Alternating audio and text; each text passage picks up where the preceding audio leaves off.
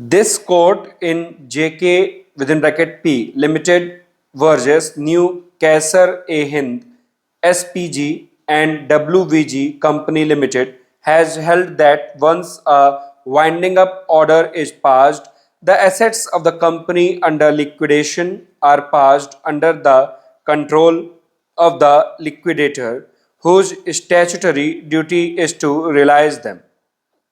Thereafter, the creditors are paid out by the liquidator from the sale proceeds of the assets of the liquidated company. The creditors have to be paid in terms of the waterfall or priority mechanism.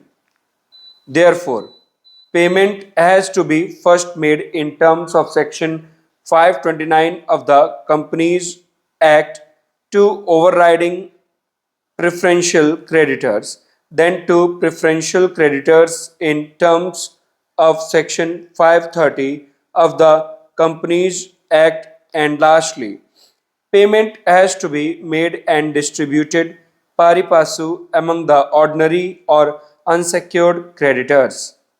This objective and intent is also apparent when we examine the company court rules, as per which the liquidator is to fix a date on or before which all creditors of the company are to prove their debts or claims and to establish any title they may have to priority under Section 530 of the Companies Act.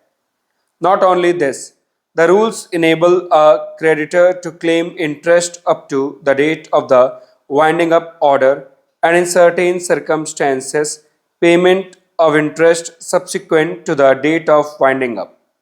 There is, however, an exception to the twofold method, as has been held in Dena Bank versus BP Parekh and Company and others, which we will subsequently elucidate.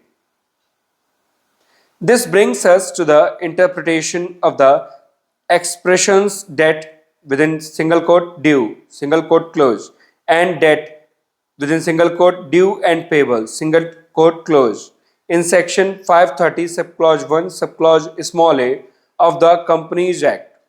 The interpretation is no longer debatable in view of the judgment of this court in Rajrath Narayan Bhai Mills Company Limited versus Sales Tax Officer Perry, which has approved the view taken by D.A. Desai J. in his judgment in Sales Tax Officer Perry versus R.N. Mills Company Limited and another, a judgment which we respectfully submit forms the foundation of our reasoning and ratio in the present case.